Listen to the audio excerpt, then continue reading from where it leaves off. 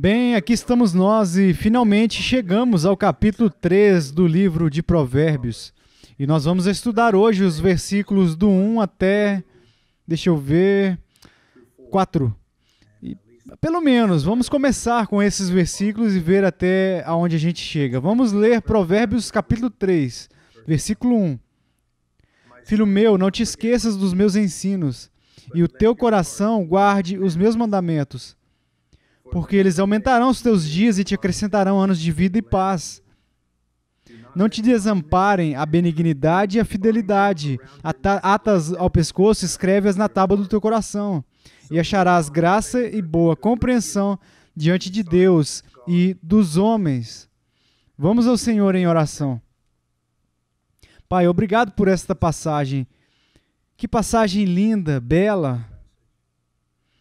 Pai, eu oro para que essas palavras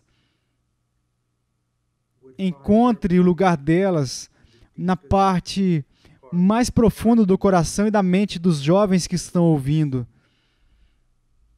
Querido Deus, que eles sejam transformados por essas palavras, eles cresçam para serem homens e mulheres cheios de graça, do grande favor, que esse grande favor esteja sobre eles, para que eles não sejam sábios aos próprios olhos, mas que eles andem no conselho do seu Deus, do Deus deles. Pai, por favor, faça com que este ensino seja mais do que apenas palavras, mais do que apenas um tempo gasto aqui.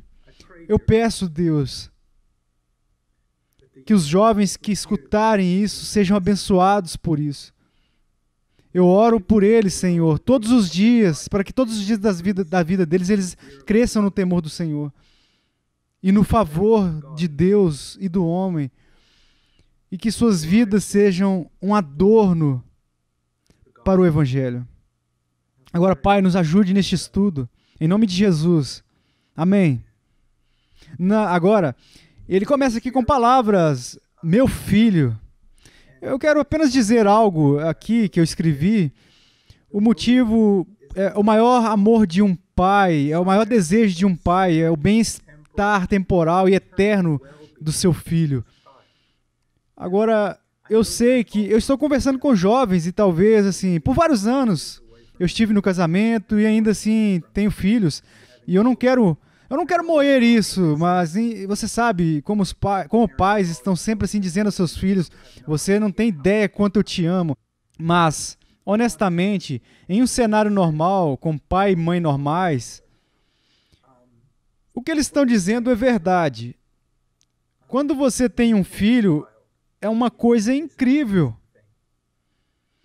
Mas aqui está, jovem, uma coisa que talvez você não saiba. Você não pode se alimentar, vocês não podem se alimentar, e vocês vão custar muito dinheiro. Os filhos não vão nos manter acordados à noite, nós vamos ter que orar por eles, e todas essas coisas. Mas o amor que você tem por eles é extraordinário, e você realmente não consegue entender, até experimentar. Então, em um cenário normal, em um lar cristão, quando seu pai e sua mãe estão te dando ordens, na maior parte, assim, não é que eles sejam egoístas quando eles estão restringindo você ou te proibindo de fazer algumas coisas. Eles não estão simplesmente chovendo no seu desfile ou parando a sua festa, mas é porque eles te amam. E você precisa ver isso aqui em Provérbios. Nós poderíamos adicionar aqui, meu filho, não esqueça os meus ensinamentos. Você sabe, eu tenho um filho que está prestes para ir para a faculdade, eu tenho outro filho de 16 anos, e eu tenho uma filha de 13 e uma de 4 anos. E muitas vezes eu olho para eles e quando eu estou ensinando eu digo, meu filho, minha filha, por favor, olha, há muitas coisas que nós podemos ensinar para uma criança, e há muitas coisas que a criança pode ouvir dos seus pais, mas as coisas que pertencem a Deus são de maior importância. Olha, não importa se você vai chegar até os 100 anos a partir de agora, ou se você vai ser rico nessa terra, ou se você vai ser famoso, ou se você vai se autorrealizar aos olhos dos homens. A única coisa que importa é a fé em Jesus Cristo.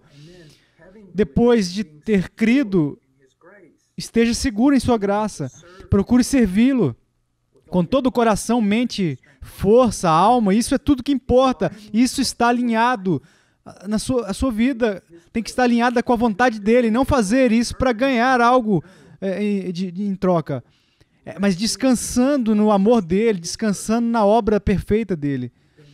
Então, vivendo a vida de vocês nesse contexto de graça e servindo a ele.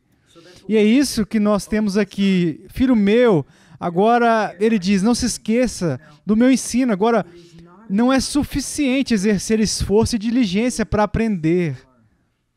Você pode ver tudo por intermédio do livro de Provérbios. Você já tentou ler a Bíblia? Se você já tentou, isso exige diligência. Tem que continuar, voltar de novo e ainda lutar batalhas na mente.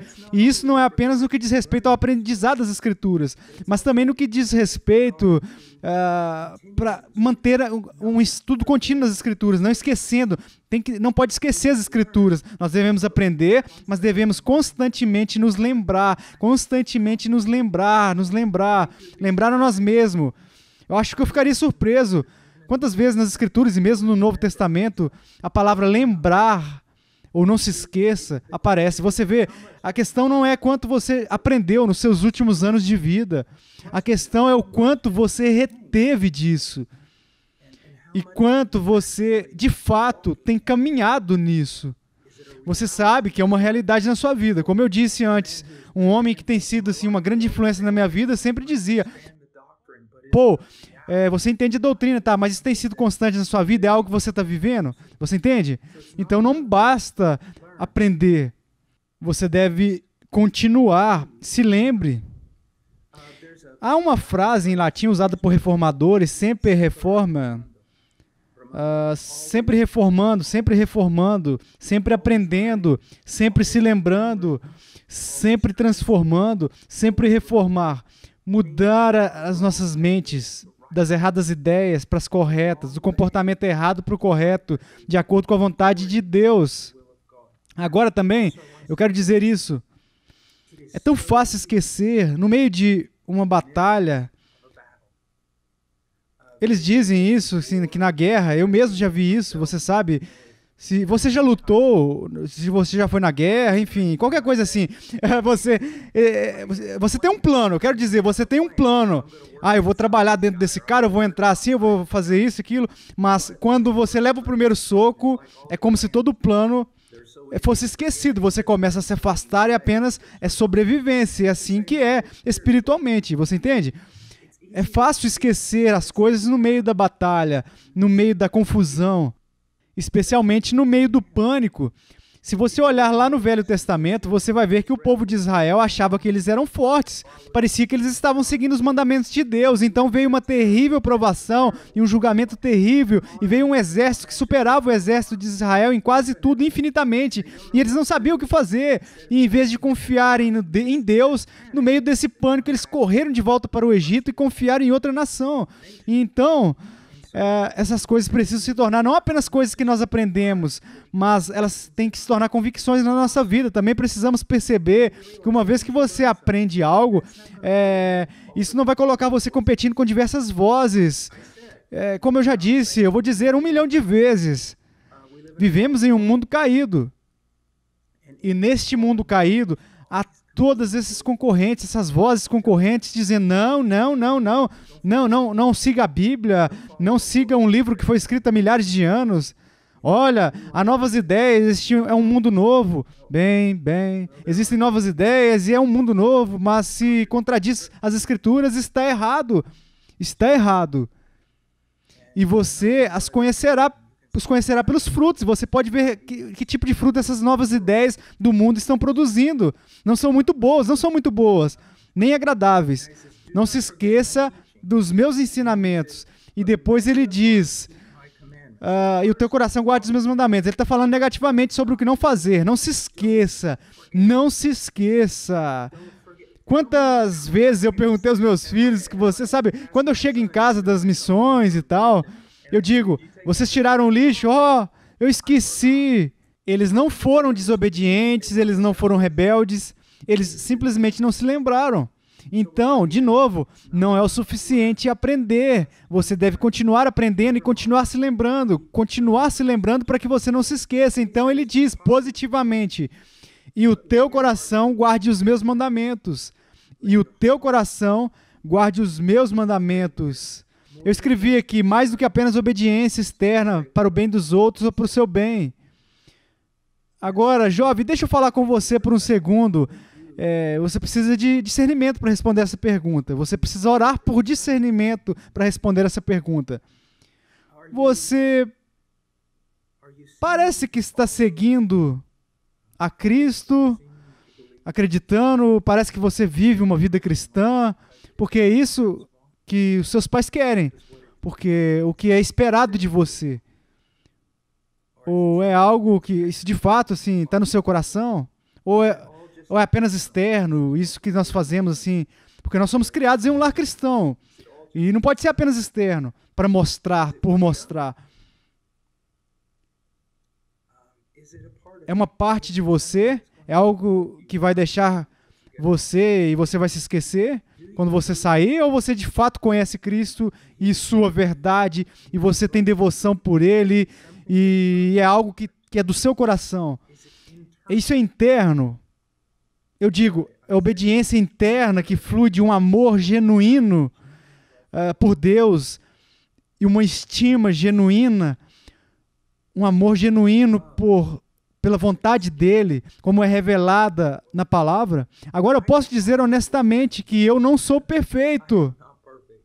Eu estou tão longe disso, e sim, eu luto com muitas das mesmas coisas que vocês lutam também, com as mesmas coisas depois de todos esses anos. Eu luto com cansaço, a apatia, a distração, e eu reconheço que para mim, honestamente, não há valor maior que o valor de Cristo. Eu não tenho nada além dele. Você não pode ter nada além do sentido de Deus. Não há salvação, não há esperança a parte de Cristo e do seu evangelho. E depois, outra coisa. Embora, sim, eu ainda lute com a desobediência e tudo quanto isso, mas eu vejo na palavra de Deus, eu vejo a sabedoria que eu aprecio, eu amo ver ela.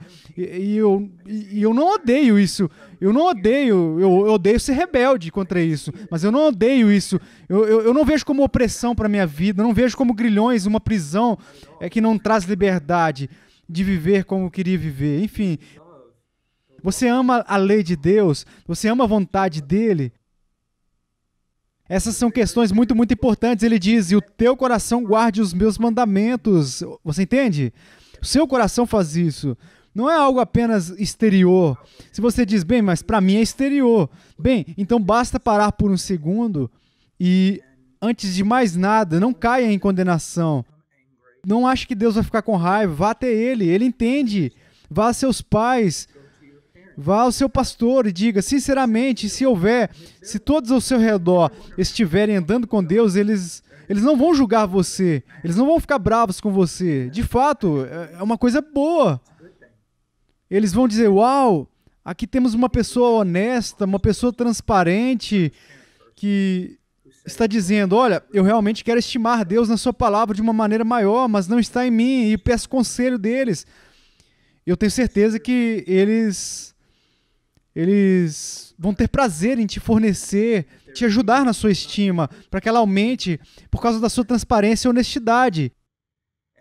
Escute, todos os problemas, toda a fraqueza, nós temos que correr para Deus, você entende? E uma das coisas que você precisa entender, deixa eu dizer dessa maneira, mesmo que eu não goste dessa linguagem, se o diabo está falando, toda vez que você enxergar algo errado, você vai ouvir isso. E, de novo, eu estou falando metaforicamente, mas essa voz vai te dizer para você fugir de Deus, que Deus te odeia, que Ele não gosta de você.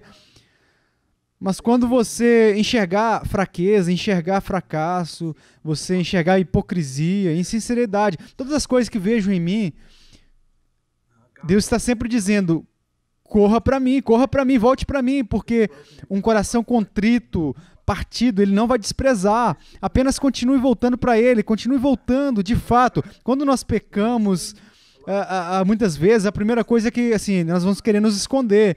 É como se não houvesse necessidade de correr para ele. Então eu vou esperar 3, 4 dias e tentar ganhar a graça, um favor dele e tal, de novo, e voltar tudo de novo, de fato. Assim, tá errado isso. Tá errado. O momento em que você pecar, corra para Deus. Corra para Deus. Corra para Deus. Ok? Por isso, deve ser algo que está no nosso coração. Agora vamos a Provérbios 3, versículo 2. Ele diz: e te acrescentarão anos de vida e paz. Então, porque eles aumentarão os teus dias e te acrescentarão anos de vida e paz. Agora, o que isso não significa? O que isso significa? Antes de tudo, isso não significa que as pessoas piedosas que temem a Deus, as pessoas que procuram obedecer a Deus, vão viver uma vida muito, muito longa, ou que eles vão ter uma vida sem turbulência. Não, isso não significa isso. Agora, aqui está o problema, que muitos pregadores tiram um versículo do contexto, ok? Eles dizem que isso aqui é isso.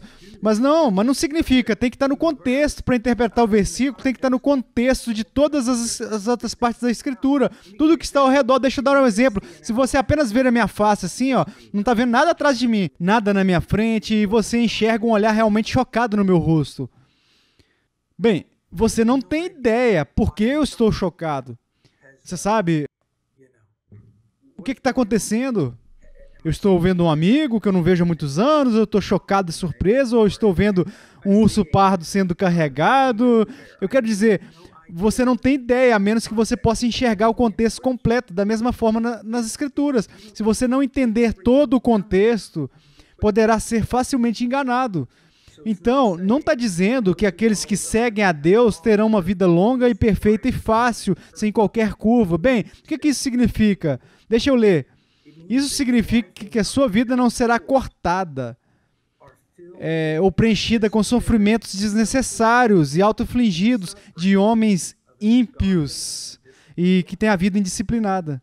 Você vai viver a vida que você deve viver de acordo com a vontade de Deus, e você estará no centro da vontade de Deus. E haverá grande crescimento e paz. Deixa eu dar outro exemplo. Deixa eu ler isso de novo. E em seguida eu vou dar outro exemplo. Isso não significa que sua vida será cortada ou preenchida com coisas desnecessárias. Que é desnecessário.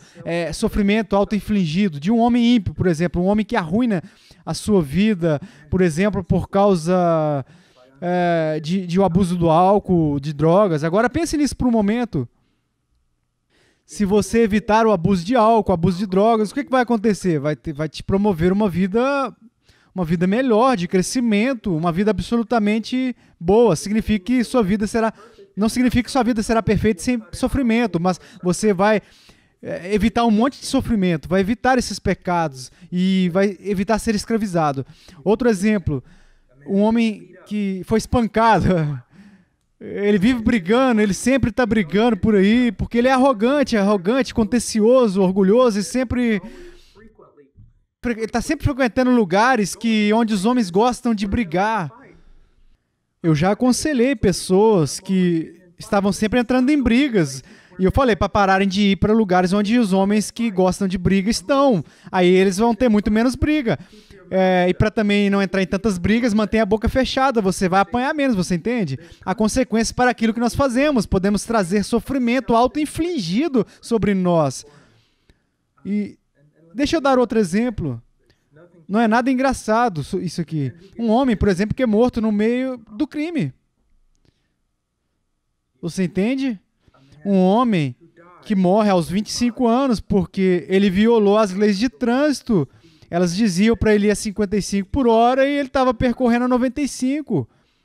Um homem que morre ou mata uma família em um acidente de carro porque ele estava bebendo. Todas essas coisas estão associadas ao pecado. E fazer algo contrário à vontade de Deus, que nos traz consequências. Agora, mais uma vez, não está dizendo que os piedosos nunca vão sofrer, que são aqueles que sofrem menos ou tal, mas, enfim, está apontando uma verdade, e isso é verdade. Que se você andar de acordo com a vontade de Deus e evitar esse estilo de vida pecaminoso e perigoso e prejudicial, você terá uma maneira, será uma maneira de promover uma maior longevidade da vida, uma vida com muito mais paz na sua vida. Agora eu quero dar uma ênfase aqui especial para a quantidade dos dias e anos, vida e paz.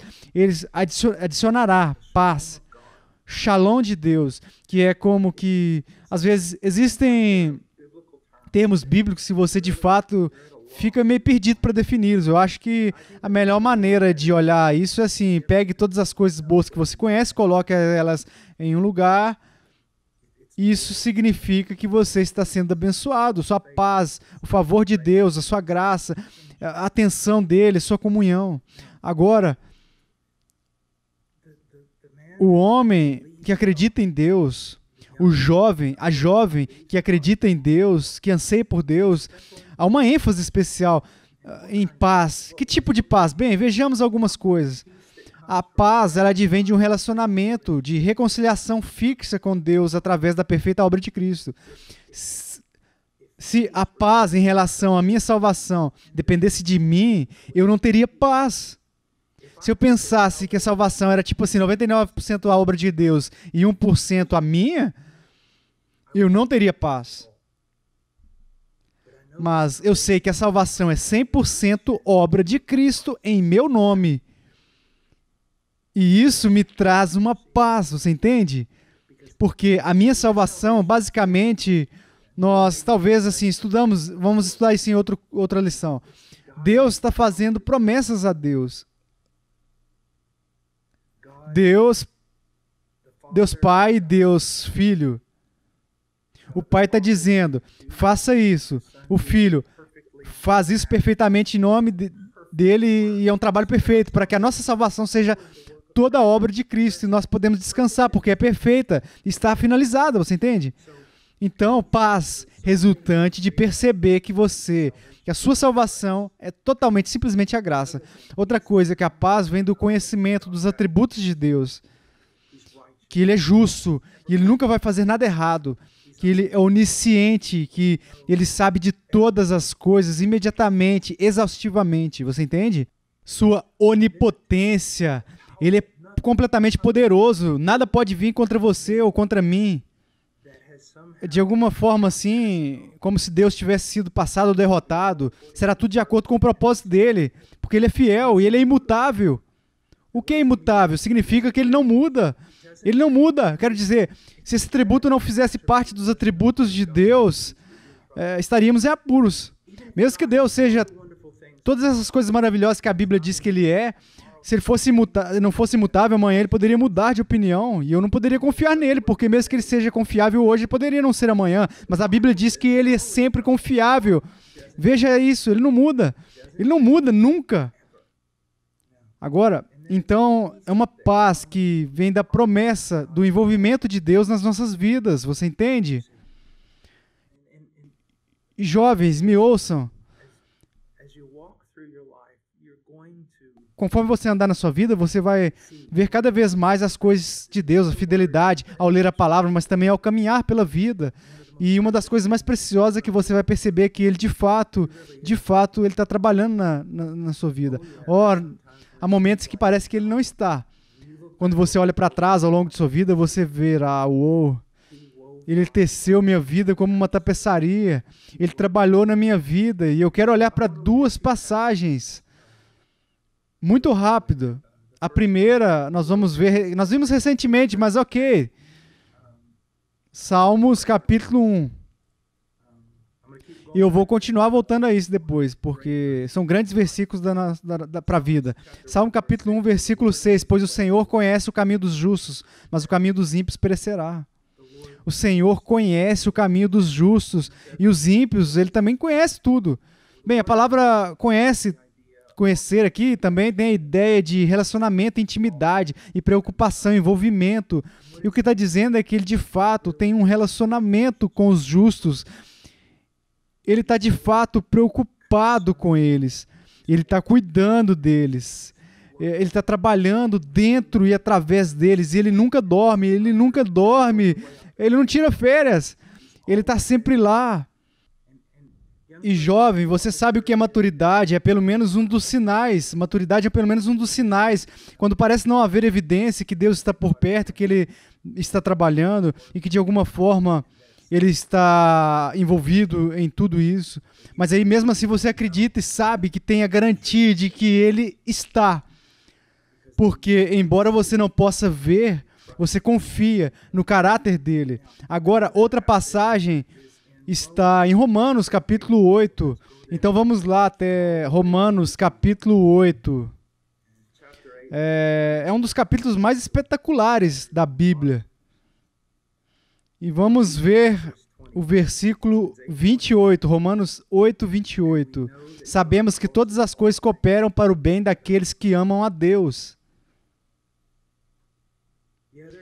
Sim, há muita maldade no mundo, e sim, há pecado, e há pessoas que fazem coisas terríveis, e existem poderes e principados e domínios que... Satanás, que está trabalhando. E aqui não diz que Deus é o autor do pecado.